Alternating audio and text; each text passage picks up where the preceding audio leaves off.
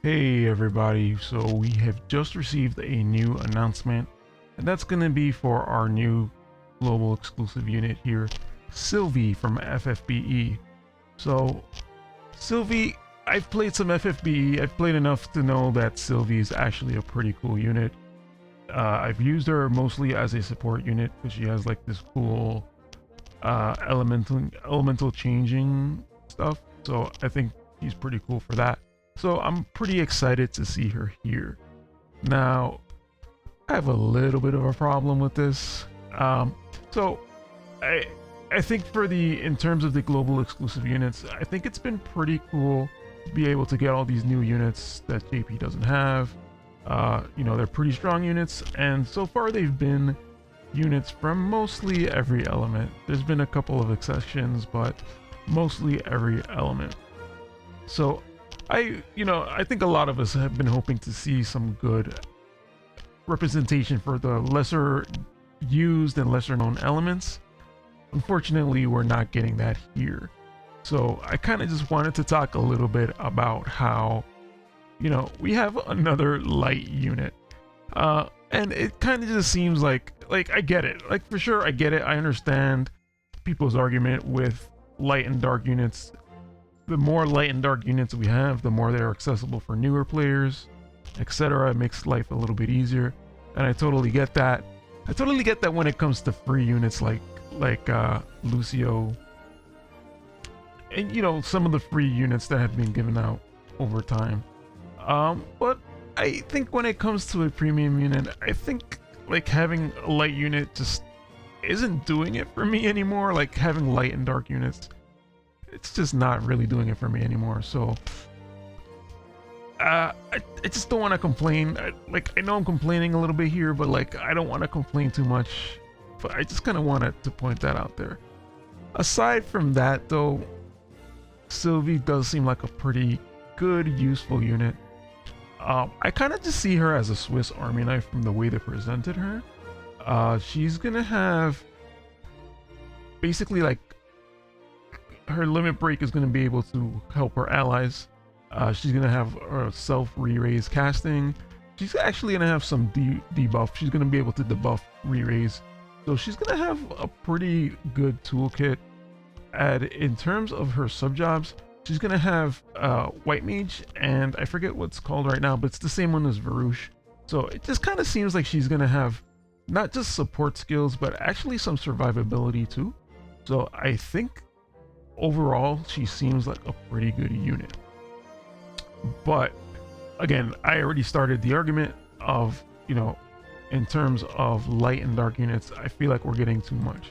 So to take a little bit of a look at the JP side, again, another highly anticipated unit. I totally understand that for sure. And really, when it comes to Sephiroth, there's really no way that he's not going to be dark. And I totally understand that for sure.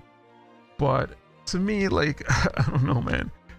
I feel like light and dark just have enough support. They just have enough support, right? And so I'm not gonna talk much about Sephiroth, but he seems to be kind of almost on par with Cloud, except really different in a way. He's gonna be an offensive unit, but he's gonna have ways to get through defenses. He's gonna have re-raise and courage debuffing, so he seems like he's gonna be pretty cool. He's gonna have some survivability. He's gonna be a strong unit. I mean, he's Sephiroth, we totally expect that to happen, so no problem there. So kind of my issue that I'm having now is I'm thinking back. This is something that I wanted to mention before, but I just didn't end up making the video. I'm thinking back to Guild Raid, which is my next thing here. This is basically what I kind of saw for Guild Raid. Yeah, it's a little bit different every time, but actually when it came to, I think Anima was the dark one, I never got to fight Anima because everybody in my guild has a good light team. So we all, everyone went after Anima, obviously. I just never got a chance to attack it, and here are my result screens for my rewards. Not that I really care about the rewards that much, but I don't even have Anima on this list because I just didn't even get a chance to attack, unfortunately. So this is kind of my thing. Granted, they can just easily make changes to guild raid, and I think that's probably the direction that I would want them to go, is just to make some slight adjustments to guild raid. For example, like the fact that we are always starting at level 1 and then having to work our way up.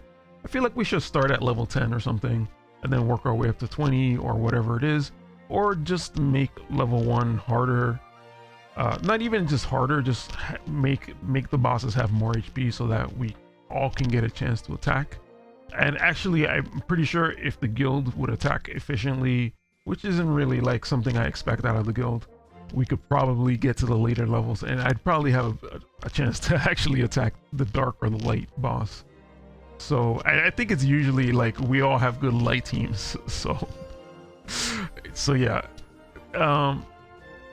But I think in general they could probably make some sort of change, some other kind of changes to the guild raid, whereas we don't have to wait for the entire wave to be cleared to be able to fight the same boss again. Or like, honestly, I feel like we would all fight the dark boss and get it to like level 20 if they just didn't make that into a restriction. I think that'd be fine if they, you know, whatever 20 or whatever the max level is, if they allowed you to just keep repeating it. I feel like, you know, people go for high scores and stuff. Just allow people to keep repeating it. I think that would actually just make me happy if you would just, whatever content like this, where it's like you need to have a, like, people are gonna favor a light or a dark team, just make it so that it doesn't get ruined for the people, for like people who don't get a chance to participate. That's really all I'm asking, to be honest. I honestly don't have a problem with light and dark teams. I don't have a problem with seeing them all the time because I don't know, there's ways around it and whatnot. And like, I don't always have to be participating in PvP, so I don't really, doesn't really bother me all that much. I'm just talking here, guys. I'm just talking. I just wanted to talk and talk about my feelings.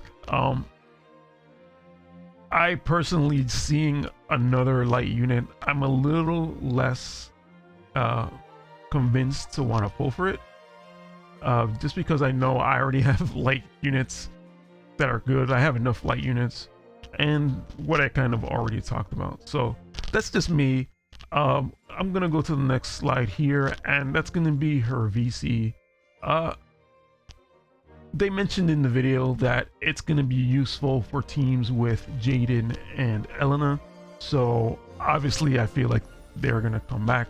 We're probably gonna see, I mean, it's already like set up for us nicely. We are gonna see Elena, Sylvie, and Jaden.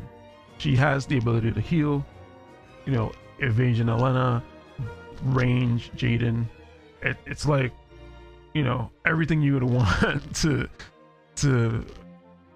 I don't want to say OP, but everything you'd want to make it like an easy process to just, you know, just throw them into an auto battle and do well. They each have their own personal VC that they can use, and they have a lot of support that they can use. So I feel like what's happening here is that the developers, the marketing, or whoever's in charge is seeing like, oh yeah, people like their light teams and people are willing to spend for light teams, so let's give light teams an even higher support. Which, I mean, again, I don't have that much of a problem with it. It's just, I just wish some of the other elements, the lesser used elements, would have a little bit more support. We have definitely been getting support for other elements, and I think in terms of that, they've been doing a good job, like lightning, wind, ice, water, for sure. All of those have been getting good support, so I'm perfectly fine with that. Just, you know, there's a couple of leftover elements that can use a little bit more love. All that being said, I know Dragon Quest VIII is coming up, or Dragon Quest, I don't know if it's even associated with a number. Oh, sorry about that. But we're definitely getting a fire unit there, so I personally am happy about that. And of course, we're getting another fire unit here, and that's going to be Yuffie, aka Yuffie, what I used to call her when I was younger. Yuffie here. I actually haven't even looked into her that much because I tend, when it comes to JP, I just wait for it to come. It's just like, okay, I'm excited about the unit. It's fire. Let's go. So I'm glad that they're at least seeing like, hey, you know what? There's a little bit of a gap in fire. Like, I don't really think of Yuffie as fire. I'm not really sure what she was in FFBE, but I don't really think of her as fire. I guess I just think of her as like evasion or like ninja or something like that. But definitely one of my favorite characters in FF7. I mean, pretty much all of them are my favorite characters. So I'm definitely glad to be having her on the team whenever we do get our our run for Final Fantasy VII Remake, rerun, whatever I'm gonna call it here. All right, moving onward. Also happy to see Marguerite getting something that she really has really needed, is agility plus 10. I think weirdly, for her being a time mage main job, I think she's weirdly slow. So I think that 10% agility is gonna help. 10% is, she doesn't have the highest agility, so it's only gonna give like 6 or 7 points, I think. So, but you know, 6 or 7 points makes a huge difference when it comes to agility. So, you know, I'm happy to see that. And then I was also happy to see that Kilfei, as strangely enough, I think Stave Collector, they mentioned is her limit burst. I don't really remember the names of attacks half the time, but it gets a use plus 1. So I'm not even sure if that's. I'm pretty sure this might be the first time limit burst gets 2 uses, unless it's not the limit burst and I'm completely wrong. But that's cool. Okay, so yeah, it's gonna remove re-raise and lower magic attack resistance for 3 turns, etc. So I think that's pretty cool. I think this was sort of timed a little bit because Sylvie's gonna have re-raise. There's not really like too many units with re-raise, so it's gonna be at least useful against Sylvie. So that's something. Another unit I was thinking that technically gets stronger because of his re-raise removal is Delita.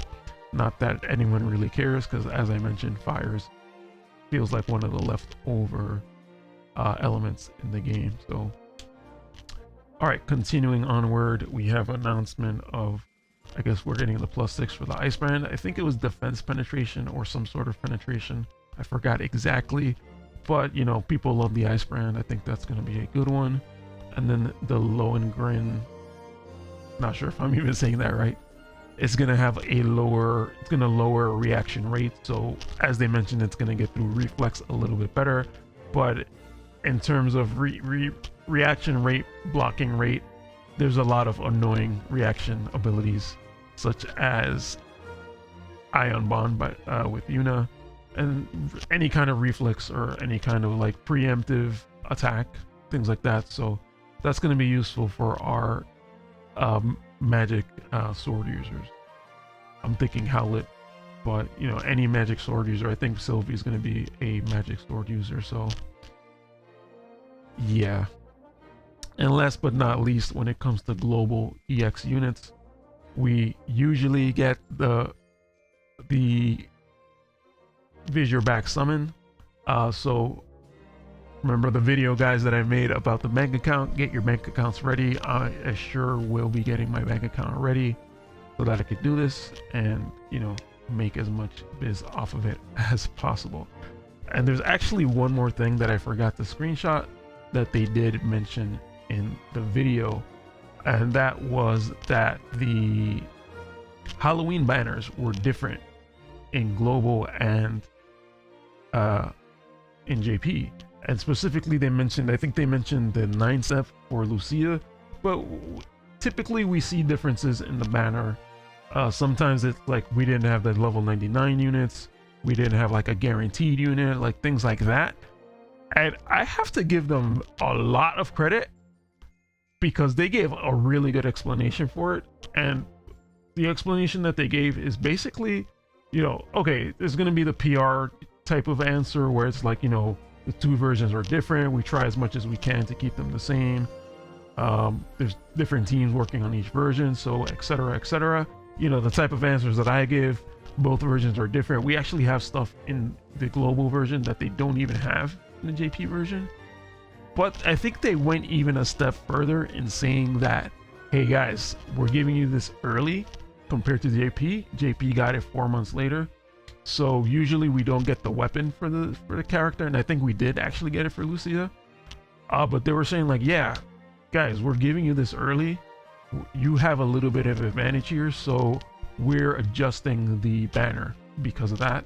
And honestly, I think it also affects the balance of the game ever so slightly, just because there's less people guaranteed to get Lucia. I mean, you can go all the way to pity for her, but there's you know, less people who are gonna get her from a YOLO pull or stuff like that. So I guess that affects balance in a certain way.